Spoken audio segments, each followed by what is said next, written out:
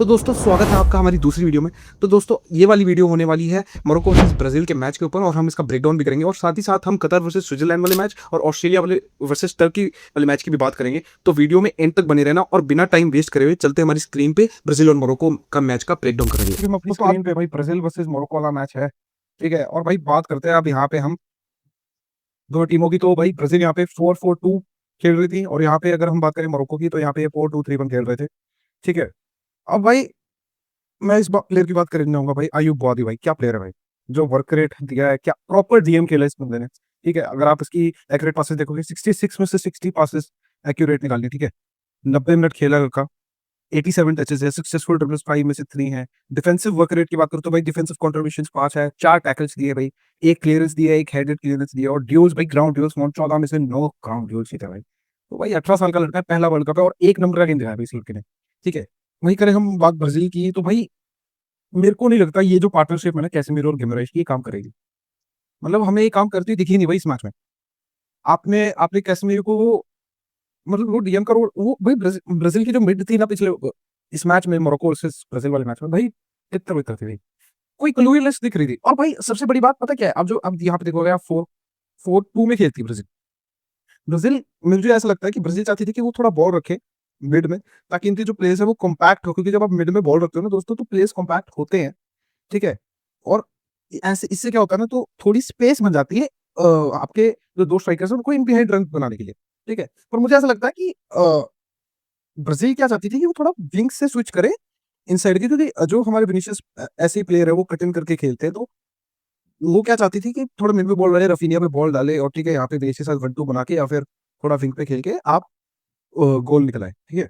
But of course यहाँ पे आपके पास हकीमी थे तो वो तो ऐसे बॉल जाने देते नहीं। लेकिन मेरा ये, जैसे आपने मैच देखा मिड में प्रोग्रेशन, आप शुरुआती की बात करोगे ना भाई, मोरक्को ने बॉल ही नहीं दी भाई ब्राजील को। मतलब ऐसा लग रहा था कि ब्राजील खेलना नहीं चाहती, समझ रहे हो आप। क्योंकि बहुत बढ़िया प्रेशर बनाया है भाई यहाँ पे, आप कहोगे मोरक्को ने। जैसा कि अब मैं यहाँ पे आपको दिखाता हूँ, तो जैसा कि आप देख सकते हो यहाँ पे मार्किनियोस पे बॉल है भाई, और यहाँ पे ये पास करते पकेता ऐसे चीपली लूज कर देते हैं बॉल को भाई। तो जो यहाँ पे इतनी चीपली बॉल लूज कर देते हैं भाई, और आप ऐसे काफी मूवमेंट्स देख सकते हो कि भाई काफी चीपली बॉल लूज कर गया यहाँ पे ब्राजील में, ठीक है। और वो इसलिए हो रहा था क्योंकि भाई इन्होंने जो प्रेसिंग दिखाई है, क्योंकि ये चाहते नहीं थे आप ब्राजील को मिड में अगर आपने प्रोग्रेशन बनाने दे दिया तो ऑफ कोर्स आपके पास ऐसे इन बिहाइंड रनर से विनीशियस वगैरह उनको रोकना बहुत मुश्किल हो जाएगा। और ऐसे गोल मारा भी ब्राजील ने, ठीक है। हालांकि उसमें हकीमी की गलती थी जैसा कि आप देख पा रहे होंगे स्क्रीन पे। तो भाई ये मैच अगर मैं सच बताऊं तो ब्राजील को बहुत इंप्रूव करने की जरूरत। और भाई 46 मिनट में जब फबीनियो को अंदर डाला तो मुझे तब थोड़ी इंप्रूवमेंट दिखाई दी, ठीक है। क्योंकि आपके फिर जो पकेता थे वो थोड़ा खुल के खेल पा रहे थे, और जो पकेता है भाई उसकी भी, Paqueta is not a proper midfielder और प्रॉपर विंगर। आप इनको एक अटैकिंग मिडफील्डर की तरफ से या फिर एक सेकंड स्ट्राइकर की तरफ जैसे खिला सकते हो, क्योंकि एक रिस्क टेकिंग प्लेयर है। तो आप इसकी पकेता की जगह आपको खिलाना चाहिए मैथ्यूस कुन्या को, मुझे ऐसा लगता है, ठीक है भाई। और बात करें भाई मोरक्को की, तो मोरक्को ने लाजवाब गेम खेला है। और मोरक्को का यही प्लान था कि वो क्या चाहते थे कि वो थोड़ा आपकी ब्राजील को थोड़ा इनकी जो मिडफील्ड की लाइन है उसको थोड़ा स्ट्रेच करे, ब्लॉक करे। और यहाँ पे जो आपके प्लेयर है अल खनूस, जो जिन पे बॉल आ रही थी, क्योंकि इन पे बॉल जब आ रही थी तो क्या चाहती थी मोरक्को कि वो नंबर्स फेंके थोड़ा यहाँ पे विंग पे होल्ड करा के, और जब थोड़ी ब्राजील कॉम्पैक्ट हो जाए तो इन बिहाइंड रन बना के, जैसे मजराई या फिर हकीमी यहाँ से लेफ्ट हैंड साइड से थोड़ा इन बिहाइंड रन निकाल के। और यहाँ पे क्या होगा ना, अब ब्राजील कॉम्पैक्ट होगी, ठीक है। मोरक्को जैसी नंबर्स मिड में फेंकेगी, गोल के पास नंबर फेंकेगी बॉक्स में, तो यहाँ पे क्या होगी भाई, थोड़ी कॉम्पैक्ट हो जाएगी। इससे क्या होगा ना, प्लेयर्स को यहाँ पे मिड में आने का मौका बड़ा मिल जाएगा, ठीक है। और भाई ट्रांजिशन पे इतना बुरा हर्ट करा ना मोरक्को ने ब्राजील को, तो मतलब भाई क्या ही बोलूं। और यहाँ पे जैसे भाई दिखाता हूँ आपको, तो देख सकते हो यहाँ पे मुजराई के पास बॉल है, और भाई यहाँ पे जैसे इन पे बॉल आती है, अब देखो कैसे वो नंबर फेंक रही है मोरक्को, यहाँ से प्लेयर आ रहे हैं वहां पे और कैसे नंबर फेंक रही है। और अभी यहाँ पे देखोगे तो ये देखो इतनी कॉम्पैक्ट करती है ब्राजील, और बीच से इन बिहाइंड रन बनाते आ रहे हैं इनके डिफेंडर्स, और बेहतरीन शूट मारते हैं, ठीक है। और भाई ठीक है गोल में नहीं गई, लेकिन बात यही है, बात चांसेस क्रिएशन की, और मोरक्को ने इस पे बखूबी खेला भाई। हालांकि अब मुझे ऐसा लगता है गोल, ये एक एक का ड्रॉ क्यों हुआ, तो मुझे ऐसा लगता है कि यार ये एक एक का ड्रॉ इसलिए हुआ, हालांकि चांसेस बनाए मोरक्को ने, ठीक है।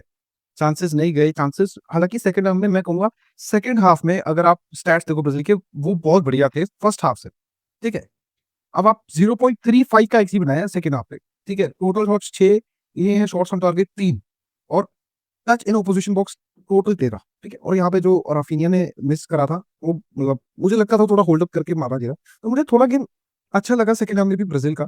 बट ओवरऑल अगर आप गेम की बात करो ना, तो भाई मोरक्को ने ऐसा प्रेशर बना रखा था कि वो ब्राजील को कभी सेटल होने दिया ही नहीं, ठीक है। अगर आप सेकंड हाफ में बात करो ब्राजील की, तो इन्होंने मोरक्को की, तो इन्होंने भी 0.16 का एक्सजी बनाया, ठीक है।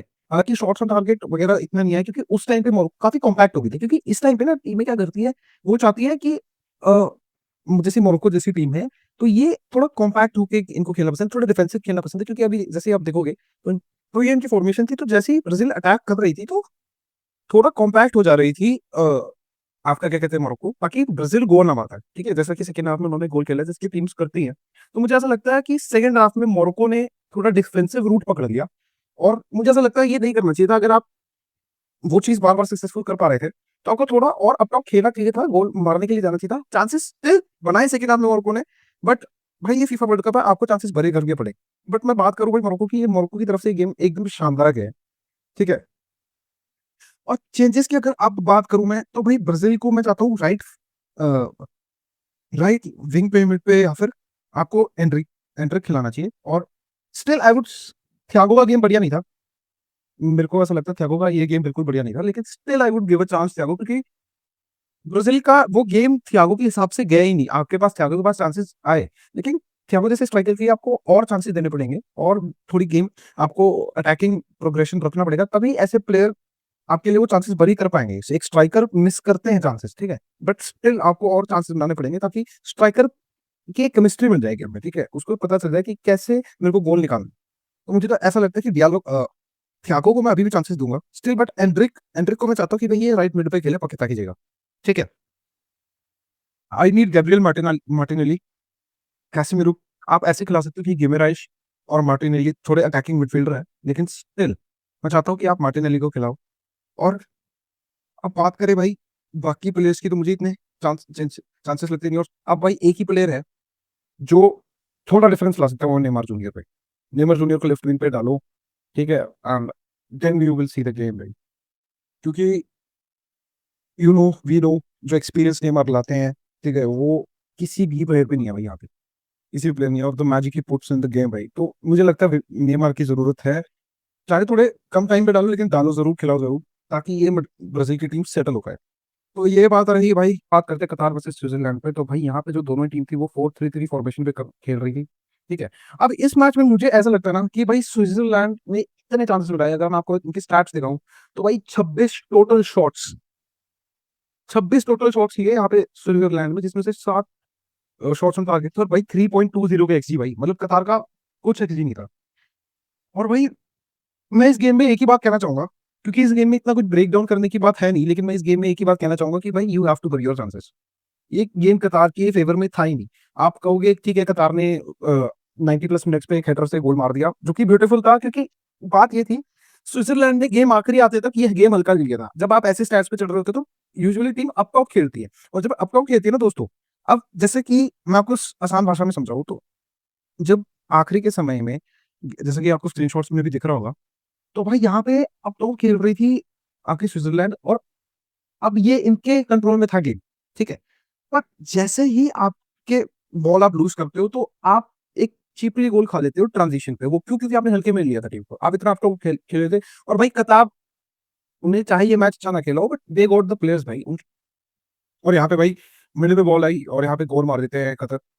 तो भाई मुझे ऐसा लगता है कि स्विट्जरलैंड को ना यहाँ पे बड़ी चांसेस करने चाहिए थे अपने, ठीक है। आप मतलब आप ऐसे गेम खेल ही नहीं सकते भाई।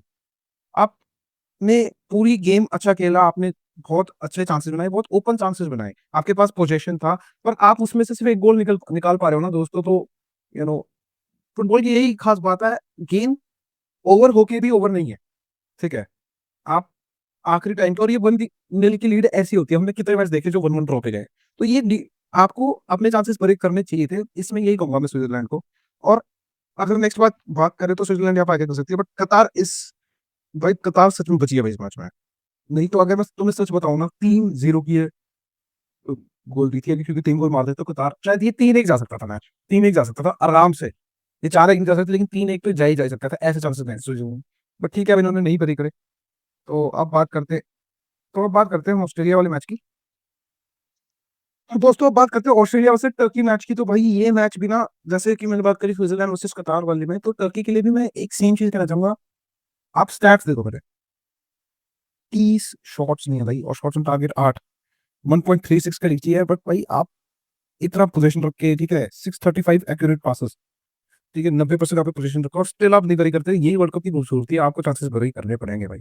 अगर आप कितने स्टार्स बना लो, कितने नंबर ट्रैक लो, अगर आप अपने चांसेस को उसी टाइम पे, अपॉर्चुनिटीज को बरी नहीं करते, भाई ये फीफा वर्ल्ड कप आपके लिए नहीं है।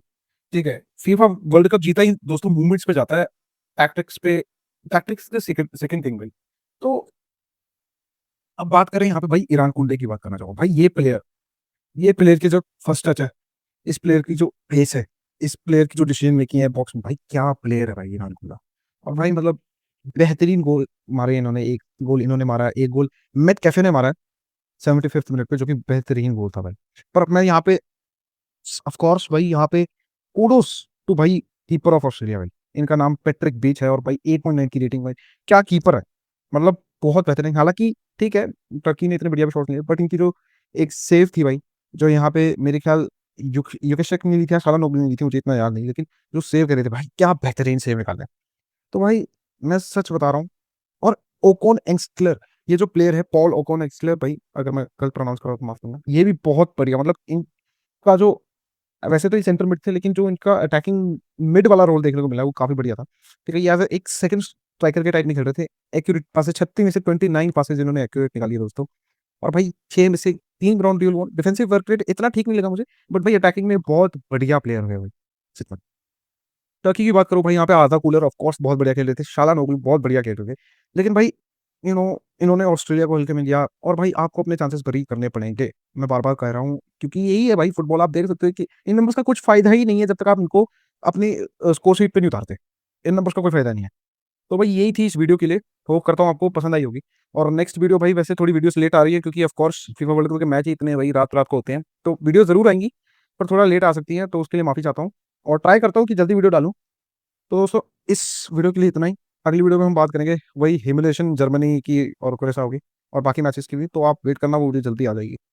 और इस वीडियो के बारे में भी बताना भाई कि क्या आपके ओपिनियंस, क्या पर्सपेक्टिव है, क्या आप सोचते हो, और सबसे बड़ी बात, क्या ब्राजील कम बैक कर पाएगी कि नहीं, वो आप मेरे को बताना। मैं स्टिल बिलीव रखता हूँ ब्राजील में, सच बताऊं तो, कि मुझे ऐसा लगता है ब्राजील स्टिल कम बैक कर सकती है। ब्लंडर किया है, लेकिन वो ब्लंडर मुझे ऐसा लगता है अभी भी ब्राजील संभाल सकती है और कम बैक कर सकती है। You never know in world cup भाई। तो ऑफ कोर्स इस वीडियो के लिए इतना ही। आप अपने ओपिनियंस बनाना, वीडियो पसंद आई तो लाइक करना। ठीक है दोस्तों, तो मिलते हैं नेक्स्ट वीडियो में, बाय बाय।